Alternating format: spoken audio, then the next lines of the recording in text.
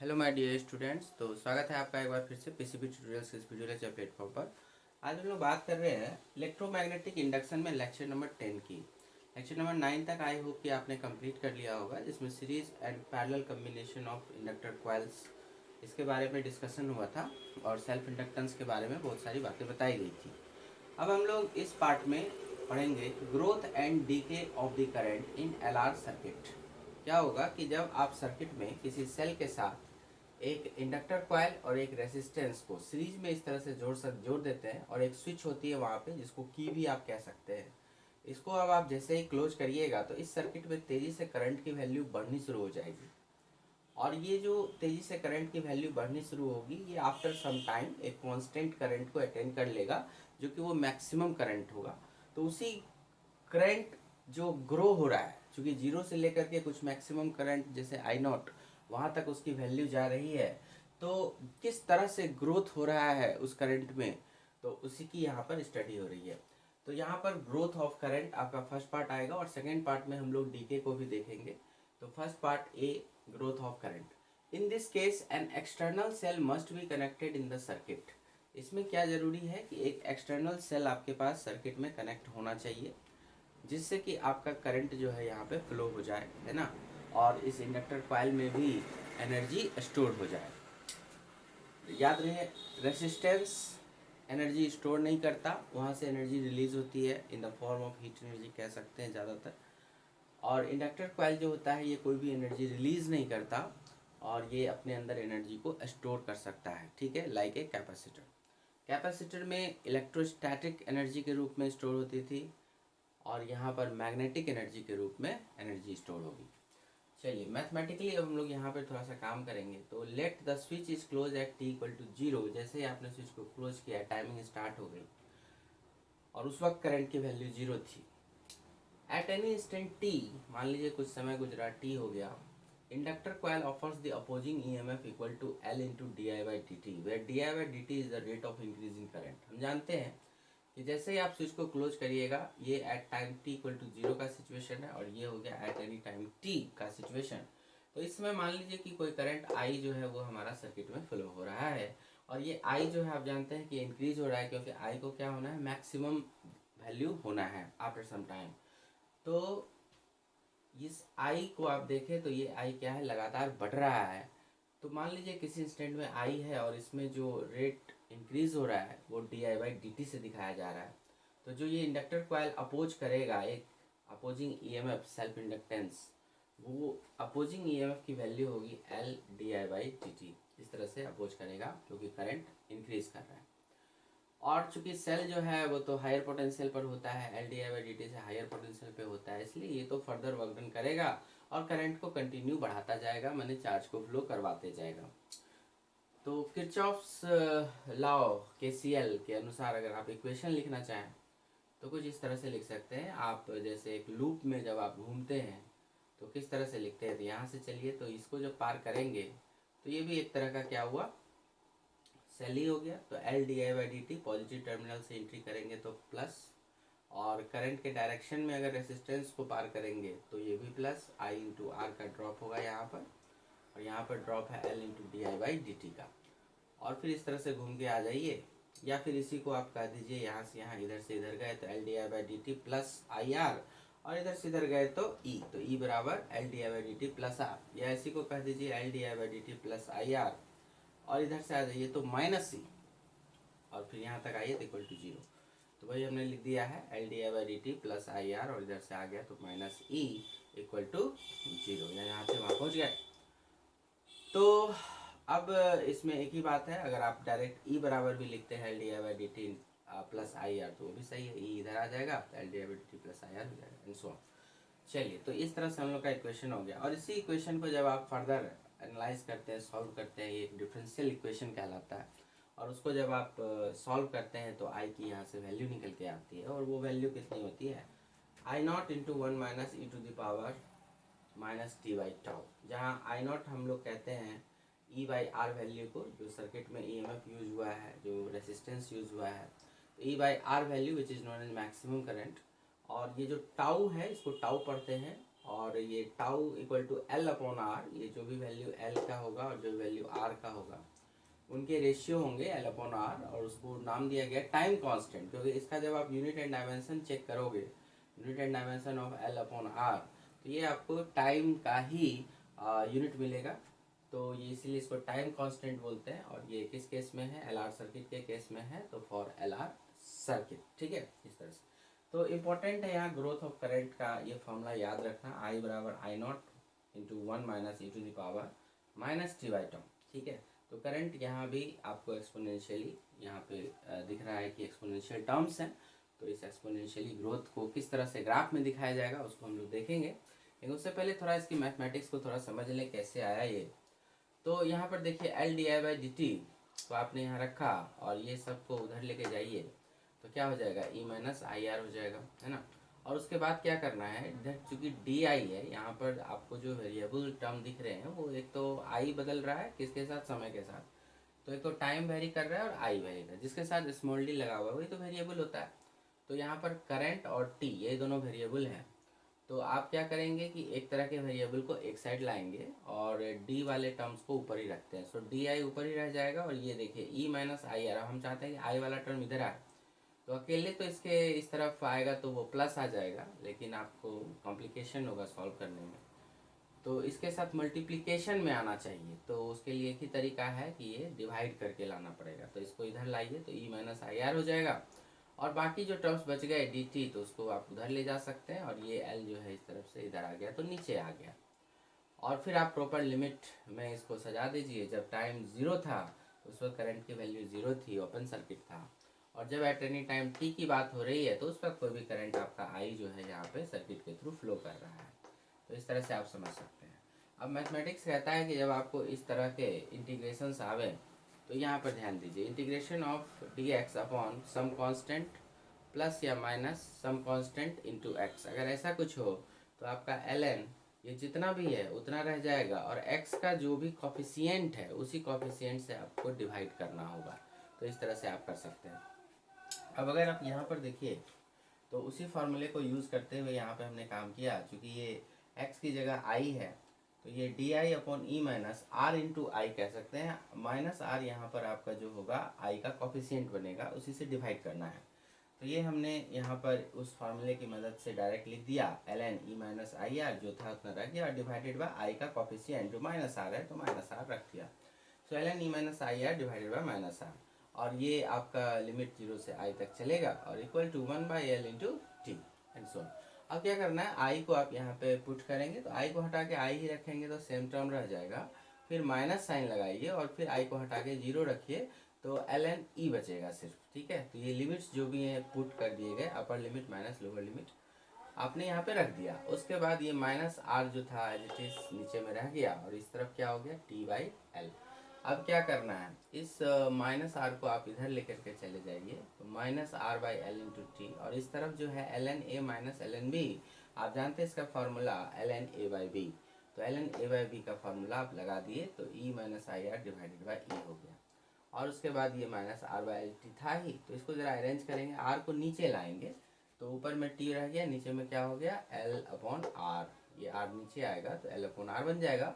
और इसी L upon are को आप एक टाउ कांस्टेंट टर्म मान लेंगे, टाउ, चूंकि L is constant R is constant, तो टाउ नाम का एक कांस्टेंट कर लेंगे एल बाई आर, जिसको नोन एज टाइम कांस्टेंट, क्योंकि इसकी जो वैल्यू आएगी यूनिट डायमेंशन वो टाइम के जैसा ही होगा, क्योंकि टाइम डिवाइडेड बाई टाइम तो वही हो जाएगा कोई नंबर, और एल एन में कोई कुछ भी रहता है तो वो कोई ना कोई नंबर ही आता है, तो इसलिए आप समझ सकते हैं कि tau is the time constant. और अब आगे सॉल्व करिए, तो E minus I R by E, l n को उस तरफ ले जाएंगे तो एक्सपोनेंशियल ई की पावर चढ़ जाएगा, ये जो भी टर्म्स होगा, तो टर्म है माइनस टी बाई टाउ, तो E minus I R by E is e to the power minus T by tau, इस तरह से हो गया। और फिर आपका ये ई एम एफ को इधर इंटू कर दीजिए, so E minus I R equal to E M F e to the power minus T by tau. और उसके बाद आप ये आई आर को देखिए, तो आई आर हम लोग राइट साइड ले गए, बाकी ये टर्म इधर आ गया लेफ्ट साइड, तो I R become E minus E into E to the power minus T by tau, और ई को आप कॉमन कर लीजिए, और फिर क्या आ गया, 1 minus E to the power minus T by tau, इस तरह से आ जाएगा। तो आपका यहाँ से आई क्या बना, आई आप लिख सकते हैं, आर को इधर रख सकते हैं, so E by R into one minus E to the power minus T by tau, और ई बाई आर को ही हमने माना है I naught, I naught into one minus E to the power minus T by tau, जहाँ I not बराबर ई by are, जो कि आई मैक्स भी कहलाता है। ठीक है, तो ये इस तरह से अब आप देख सकते हैं, ये फार्मूला अब आपका I naught one minus E to power minus T by tau वो आ चुका है। तो ये फार्मूला जरूर अच्छे से याद रखेंगे, growth of current for L R circuit. ठीक है, और इसमें क्या मस्ट कंडीशन है कि जो सेल है आपका वो सर्किट में कनेक्टेड ही रहना चाहिए। और फिर आप देखते हैं कि टाइम के साथ इसमें जो ग्रोथ ऑफ करंट हो रहा है उसका इक्वेशन क्या है, किस तरह से ग्रोथ हो रहा है। तो क्या वो कोई लीनियर ग्रोथ मिला, नहीं, अब वो क्या मिला, एक्सपोनेंशियल ग्रोथ मिला है। इसमें देख सकते हैं ये एक एक्सपोनेंशियल इक्वेशंस हो गए, स्ट्रेट लाइन के इक्वेशन नहीं है। तो आइए अब इसका ग्राफ हमसे पूछता है, तो जरा उस ग्राफ पर विचार करें। तो आइए बच्चों, अब हम लोग ग्राफ ड्रॉ करेंगे। हमें पता हो गया कि growth of current in L R circuit is given as I equal to E by R one minus E to the power minus T by tau, या फिर आई नॉट, किसी को ई बाई आर को आई नॉट कह दिया, तो I naught into one minus E to the power minus T by tau, जहाँ tau आप समझ रहे हैं L by R and I naught is E by R कह सकते हैं। तो यहाँ पर आप at t equal to zero, जब इनिशियल टाइम था तो आपने खुद ही कहा था कि आई हो जाएगा उस वक्त जीरो, क्योंकि सर्किट ओपन था, शुरू में कोई करंट होगी नहीं, और वैसे भी आप यहाँ पे अगर जीरो रखेंगे तो e to the power zero जो कि बन जाएगा one, and one minus one cancel out होंगे तो ओवरऑल जीरो आ ही जाएगा। तो आपको ये देखना है कि इनिशियली जो करंट की वैल्यू हो गई वो ग्राफिकली अगर देखा जाए तो भाई शुरू में तो जीरो हो गई है ना, और मैक्सिमम करंट क्या हो गया, तो at T tends to infinity, जब बहुत समय गुजर जाएगा और तब क्या होगा, तो ई टू द पावर अगर माइनस इन्फिनिटी हम लोग यहाँ पे रखते हैं तो ये टर्म ही बन जाएगा जीरो। तो याद रखिएगा e to the power minus infinity is zero, पहले भी कई बार इस पर डिस्कशन हुआ है। तो e to the power minus infinity is zero, तो आप यहाँ पर वन माइनस और ये पूरा हो गया जीरो, तो वन, तो ई बाई आर या फिर आई नॉट, तो आई बिकम आई नॉट। तो इन्फिनाइट टाइम के बाद, मैंने after a very long time, infinite का मतलब नहीं समझिएगा कि कई लाख साल, ऐसा नहीं सोचना है, तो बस just a long time, long time interval है ना, जो कुछ भी हो सकता है डिपेंडिंग अपॉन सर्किट, 2 घंटा 4 घंटा, एक दिन 2 दिन ऐसे भी जा सकते हैं। So after T tends to infinite अगर आप लेकर के चलें तो I equal to I nought. ठीक है, मतलब ये आपका मैक्सिमम करंट हो जाएगा इस तरह से। तो हमारा मैक्सिमम वैल्यू जो होगा वो हम लोग आई नॉट मान लीजिए यहाँ पर है, जो बेसिकली कुछ और नहीं बल्कि ई बाई आर है। ओके, तो ये इसको डॉटेड लाइन से आगे तक आप बढ़ाइए, जो इन्फानाइट टाइम पर टच करेगा, मतलब कि ये ग्राफ यहाँ से स्टार्ट होगा और फिर काफ़ी समय के बाद after a long time interval ये उधर टच करेगा। सो ये इस तरह से ग्राफ हमारा एक्सपोनेंशियली इसके क्लोज आता जाएगा, लेकिन इसको टच कहाँ करेगा, after very very very very long time. ठीक है, तो ये यहाँ पर हो गया भाई, जीरो से ये उठा और इस तरह से इसका ग्राफ हो गया। ठीक, अब आपसे अक्सर यहाँ पर एक सवाल रहेगा जो पूछता है, अगर टी टाउ के बराबर हो तब क्या होगा, तो आई बिकम वही I naught into one minus E to the power. अब आपने क्या कहा, आपने कहा टी को टाउ के बराबर करना है, तो minus of tau by tau cut जाएगा, तो माइनस वन बचेगा, ये वैल्यू बचेगी। तो ये वैल्यू है कितनी, तो I naught one minus one by e है ना, और फिर ये क्या होगा, e minus one upon e ऐसे। और कई बार इसको सॉल्व भी किया जाता है, तो सॉल्व अगर आप करते हो तो आपको पता होना चाहिए ई इज ऑलमोस्ट 2.71, एक इरेशनल नंबर है और ये लगभग में इतना लिख सकते हैं 2.71। तो 2.71 minus one and divided by 2.71। तो ये कैलकुलेशन थोड़ा सा हम लोग को डेटा याद रखना पड़ता है, अक्सर एग्जाम में पूछता है ना। तो सो यहाँ पर क्या हो गया, 1.71 by 2.71 and which finally becomes, ठीक है, तो ये हो जाएगा हमारा 0.6309, बट आप इसको इतना ही रखिए, लगभग में 0.63। ठीक है, तो 0.63 टाइम्स आई नॉट हो जाएगा आफ्टर वन टाइम कांस्टेंट। तो कई बार अगर हम लोग यहाँ पर इस टाउ की वैल्यू रखें, जो असल में क्या है एल अपॉन आर की वैल्यू है, और ये वैल्यू यहाँ टच किया, जिसकी वैल्यू क्या आ गई, तो ये 0.63 टाइम्स आई नॉट। ठीक है, तो 63% आप कह सकते हैं, मैक्सिमम का 63% करंट जो है वो आपको एक टाइम कांस्टेंट के बाद अटेन हो जाता है। वन टाइम कांस्टेंट के बाद अटेन हो जाता है कितना, 63%। ठीक है, तो ये आपसे कभी कभी पूछा जाता है, यहाँ लिख देते हैं that is 63% of I not.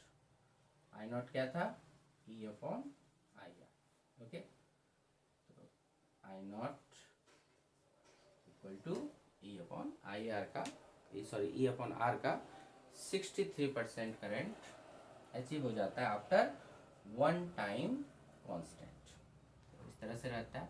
और ये वाले ऑप्शंस भी आपको दिख सकते हैं, तो 1 माइनस 1/e इस तरह के भी आपको ऑप्शन यहाँ पे दिख सकते हैं। तो ये थोड़ा सा ध्यान में रखने की चीज़ है, ऑप्शन किस तरह से दिया हुआ है। तो इस 0.63 को ही क्या करना है, 1 माइनस 1/e और इंटू आई नॉट, ऐसे भी जा सकता है। क्लियर, तो हम लोग यहाँ पे लिख सकते हैं clearly, after one time constant tau the growth becomes 63% of maximum current। the current बोल दीजिए, ग्रोथ से करंट ही अच्छा लगता है। After one time constant tau the current becomes 63% of maximum current during growth of current in LR circuit.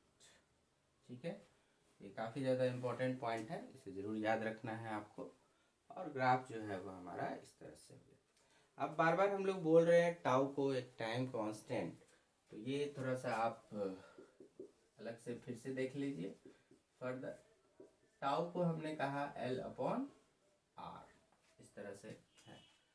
तो आप अगर dimension of L को लिखते हैं, ठीक है, तो आपको पता होना चाहिए कि डायमेंशन ऑफ L क्या था और डायमेंशन ऑफ R क्या था, राइट। तो इनको अगर आप डिफरेंट तरीके से निकालते हैं, डायमेंशन ऑफ L को, डायमेंशन ऑफ R को, तो फिर आपको जो है उसका रेशियो बता देगा कि वो टाइम का डायमेंशन आ रहा है, इसलिए उसको टाइम कांस्टेंट कहते हैं। तो हम लोग बात कर रहे हैं बच्चों डायमेंशन ऑफ टाउ की। तो टाउ का डायमेंशन निकालने के लिए L/R, उसका L का डायमेंशन और R के डायमेंशन की जरूरत पड़ेगी। तो वैसे तो मैंने पीछे बताया हुआ है, तो अगर L का डायमेंशन अगर आपको डायरेक्ट याद हो तो आपको ये याद रखना था mL2t-2 एंड a की पावर -2। और डायमेंशन ऑफ R अगर आप देखेंगे तो वो हो जाएगा mL2t-3 एंड a-2। ये दोनों हमने प्रीवियस लेक्चर्स में बताए हुए हैं। तो फिर भी अगर आप भूल गए तो मैं एक बार फिर से यहाँ पे निकाल दिया हूँ। देखिए L के लिए अगर आप डायमेंशन खोजना चाहते हैं तो L से रिलेटेड कोई एक फार्मूला देखिए आप, जैसे सबसे सिंपलेस्ट आपको यही दिखेगा, EMF equal to LdI/dt, magnitude wise लिखा हुआ है। सो L इक्वल टू क्या कर सकते हैं, E इंटू dt/di। अब E क्या है, EMF, जो कि पोटेंशियल डिफरेंस का डायमेंशन लेता है। सो आप EMF को भी वर्क डन अपॉन चार्ज कह सकते हैं, पोटेंशियल डिफरेंस की तरह या पोटेंशियल की तरह, work done upon charge, work done per unit charge, वही हो गया आपका EMF या पोटेंशियल। और टाइम के लिए dt टाइम का हो गया, तो t, और di करंट का हो गया, मतलब एम्पियर। और Q बराबर I इंटू टी, मतलब Q को आप एम्पियर इंटू टाइम लिख सकते हैं। तो ये नीचे था तो नीचे आ गया एम्पियर इंटू टाइम। आप देख सकते हैं यहाँ पे टाइम कैंसिल हो गया, सो W/A, तो A स्क्वायर। अब इसको देख करके जो है हम लोग डायमेंशन लिख सकते हैं। डब्ल्यू वर्क डन का डायमेंशन ml2t-2 और आपका नीचे में बचा एम्पियर का स्क्वायर, तो ये ऊपर चला जाएगा तो ml2t-2 एंड एम्पियर का -2 पावर आ जाएगा। So this is the dimension for self inductance L, ये हो जाएगा। तो ये यहाँ पे लिखा हुआ है। और आर के लिए भी कई बार बात हुई है रेसिस्टेंस के डायमेंशन के लिए, तो V/I ओम्स लॉ के अनुसार रहेगा। और पोटेंशियल को हमेशा याद रखना है W/Q, है ना, work done per unit charge. So W/Q हो जाएगा और I के लिए आप एम्पियर रखिए। सो W/ ये चीज़ हो जाएगा, अब Q को वापस एम्पियर इंटू टाइम, सो 80 हो जाएगा और A के साथ इस तरह से। सो अब W का आप रख दीजिए ml2t-2 और ये दोनों मिला के A स्क्वायर और फिर T, और बस इसी को एक साथ रखिए तो ml2t ये वाला ऊपर जाएगा तो -3 बना देगा और A ऊपर गया तो A का पावर -2। तो ये हो गया R का डायमेंशन। सो हमने L और R के डायमेंशंस को यहाँ पे लिख दिया। और अब आपको टाउ का डायमेंशन चाहिए, so dimension of L divide by dimension of R। तो ये दोनों वैल्यूज आप यहाँ पे पुट करें तो आप देख सकते हैं सॉल्व करने पर M cancel, L cancel, A cancel और T की पावर बस वो बचेगी भी कितनी, तो 1, तो मतलब डायमेंशन ऑफ T, मतलब टाइम का जो भी डायमेंशन है T है तो वही आ रहा है इसका टाउ का, इसलिए टाउ को आप टाइम कांस्टेंट कहते हैं। ठीक है, तो यहाँ तक कंप्लीट लिख लीजिए, आगे बढ़ते हैं। तो अब हम लोग यहाँ पर फर्दर कैलकुलेशन करेंगे फॉर डिफरेंट फिजिकल क्वांटिटी, जैसे कि the value of flow of charge at any time t is given as, मतलब आपको बोलेगा कि t टाइम पर जो चार्ज फ्लो किया है, कितना चार्ज फ्लो कर गया इस सर्किट के थ्रू या रेसिस्टेंस के थ्रू या सेल के थ्रू, कितना फ्लो ऑफ चार्ज बना, तो उसे निकालना है। तो Q इक्वल टू आप क्या करेंगे, I dt का इंटीग्रेशन। ठीक है, Q equal to I dt का इंटीग्रेशन करना है, क्योंकि I इक्वल टू आप जानते हैं क्या होता है, dq/dt। I इक्वल टू आप करते हैं dq/dt, तो dq बराबर हो जाएगा I dt और इसी को दोनों साइड फिर इंटीग्रेशन करना है, तो ये वाला आपका वही चार्ज फ्लो हो गया और ये I dt का इंटीग्रेशन हो गया। And with in the limit 0 to t, तो 0 से t तक के बीच में आपका क्या चार्ज फ्लो किया उसे पता लगा सकते हैं आप। तो उसके लिए देखिए क्या करना है, I dt और I की वैल्यू मालूम था आपको, तो I की वैल्यू मालूम थी I0 इंटू 1 - e⁻t/τ, उसको पुट करेंगे और dt के साथ इंटीग्रेशन करेंगे। I0 is a constant value that is E/R, तो सर्किट में E और R कांस्टेंट है तो I0 भी कांस्टेंट हो गया, जो कि मैक्सिमम करंट है, स्टेडी स्टेट करंट भी बोलते हैं उसको, तो वो I0 बाहर आ गया और बच गया जो 1 - e⁻t/τ dt, इसको आप इंटीग्रेट कर रहे हैं तो 1 का इंटीग्रेशन t बन जाएगा। और जो एक्सपोनेंशियल का इंटीग्रेशन होता है तो ये भी उसी तरह से e⁻ समथिंग का इंटीग्रेशन e⁻ समथिंग ही रह जाएगा, लेकिन जो t का कॉफिशिएंट बनेगा, t का कॉफिशिएंट है -1/τ, तो उससे फिर क्या करना है, डिवाइड कर देना है। सो -1/τ से आपका क्या हो गया, डिवीजन हो गया। तो अगर किसी को इस तरह के इंटीग्रेशन में प्रॉब्लम है तो अप्लाइड मैथ वाला सेक्शन जाके समझ लेंगे एक बार। वैसे मैं फिर से बता दूं कि जब e⁻ कोई भी कॉफिशिएंट a हो गया, x हो गया, इस तरह से x के साथ लगा हुआ है कोई कॉफिशिएंट a, तो इसका जो इंटीग्रेशन आपका बनेगा, सॉरी डिफरेंशिएशन भी बता देता हूँ और इंटीग्रेशन भी, तो डिफरेंशिएशन जो बनेगा वो e⁻ax और a से क्या हो जाएगा, डिफरेंशिएशन में मल्टीप्लाई, और इंटीग्रेशन के वक्त क्या करना है, ax है dx, तो e⁻ax ही रहेगा, लेकिन वही क्या होगा, a से यहाँ पर डिवाइड हो जाएगा। सो डिफरेंशिएशन और इंटीग्रेशन के इस फार्मूलों का हम लोग यूज़ करते हैं यहाँ पे। तो यहाँ पर तो इंटीग्रेशन का यूज़ हुआ है, मतलब e⁻ कोई भी कॉफिशिएंट और फिर x रहेगा, तो क्या करना है, e⁻ वो चीज़ सेम उतर जाएगी और डिवाइड करना होगा आपको x के कॉफिशिएंट से। तो यहाँ पर जो है t के रिस्पेक्ट में हो रहा है, सो t का कॉफिशिएंट है -1/τ, तो -1/τ से आपको डिवाइड करना पड़ेगा, बाकी जितना जैसा लिखा हुआ है उस सेम चीज़ लिख देना है। ठीक है, इस तरह से इंटीग्रेशन प्रोसेस हो गया। और अब आप upper limit minus lower limit का काम करेंगे, तो इस तरह से इस टॉ को पहले माइनस माइनस प्लस कर दिया, टॉ को ऊपर ले गया, ऐसे करके अपर लिमिट लोअर लिमिट लगाइए। तो अगर आप यहाँ पर ये t रखिएगा तो t वैल्यू यहाँ पर आ जाएगी, और फिर आपका एज इट इज़ ये दोनों टर्म, फिर माइनस ऑफ t की जगह 0, तो ये टर्म यहाँ वाला टर्म 0 बन गया, और इस पर e⁻0 इज 1, सो टाउ बचेगा, सो माइनस ऑफ टाउ। तो अब आप इन दोनों को मिला के टाउ कॉमन कर लीजिए, इन दोनों को, और मिला के टाउ कॉमन कर लिया तो e⁻t/τ -1 और बाहर में t रहेगा। सो आपको एट एनी इंस्टेंट अगर टी चाहिए तो ये आपको इस तरह से वैल्यू मिल जाएगी जो बताएगा कि कितना चार्ज फ्लो हुआ है। तो इसका ग्राफ जो है आप देख सकते हैं, सिंपल ग्राफ तो है नहीं, तो इसलिए आपसे ये भी पूछता नहीं है, बट आप कैलकुलेशन पर्पज से अगर कुछ पूछा तो फिर इसी फार्मूले से आपको निकालना पड़ेगा। बोलेगा एक टाइम कांस्टेंट में कितना चार्ज फ्लो किया मान लीजिए, तो इस टी की वैल्यू टाउ रख देनी है, यहाँ भी टाउ रख देनी है, e⁻⁻1 हो जाएगा, 1/e हो जाएगा, 1/e−1, और फिर यहाँ पर ये टाउ और यहाँ भी टाउ। अपना कैलकुलेशन कर लेंगे, जो आना होगा आ जाएगा, ठीक है। फिर नेक्स्ट है आपका value of potential difference across the resistance. तो दो चीज़ें बहुत पूछता है, potential difference across resistance and potential difference across inductor coil. आप जानते हैं कि सर्किट में यहाँ पर आपका इंडक्टर कॉइल और रेसिस्टेंस लगा हुआ है, तो इसके अक्रॉस कितना पोटेंशियल डिफरेंस हुआ, ऑफकोर्स L/dt हुआ, और इसके अक्रॉस कितना हुआ, तो VR हुआ, ठीक है। तो इन्हीं दोनों को पूछता है। तो पहले हम लोग पोटेंशियल डिफरेंस अक्रॉस रेसिस्टेंस, ये VR निकालना चाह रहे हैं, तो VR कैसे निकलेगा, तो V रेसिस्टेंस के अक्रॉस I/R होता है, बहुत सिंपल। तो फिर I तो हमको मालूम है, I0 1 - e⁻t/t इंटू आर हो गया, और अब फिर क्या है, I0 इंटू आर हो गया और 1 - e⁻t/t, सो I0 R बन गया EMF, और फिर 1 - e⁻t/। तो I0 R को आप E लिख सकते हैं। तो एट t0 अगर आप पुट करते हैं t0, तो VR बन गया हमारा क्या, e⁻0 इज 1, सो 1 - 1 कैंसिल हो जाएंगे, सो 0 आ जाएगा, सो VR इज 0। तो शुरू में तो था ही, शुरू में इसका मतलब क्या हुआ कि जैसे आपने स्विच क्लोज किया तो रेसिस्टेंस के अक्रॉस कोई पोटेंशियल डिफरेंस नहीं रहेगा, वो उस वक्त एकदम से 0 रहेगा। और आफ्टर ए लॉन्ग टाइम, जिसको बोलते हैं steady state condition, after a long time कोई t टेंड्स टू इन्फिनिटी लिखते हैं, क्या हो जाएगा VR, तो t टेंड्स टू इन्फिनिटी, तो -∞ e⁻∞ 0 पढ़ा था आपने, तो e⁻∞ बन जाएगा, इधर का टर्म 0, और क्या बच जाएगा, e⁻1 - 0 दैट इज e। तो वो जो भी सर्किट में सेल लगा हुआ है उसके EMF के बराबर हो तो जाएगा, लेकिन जब काफ़ी लॉन्ग टाइम बीतने के बाद स्टेडी स्टेट कंडीशन को जब अटेंड कर लेगा तब।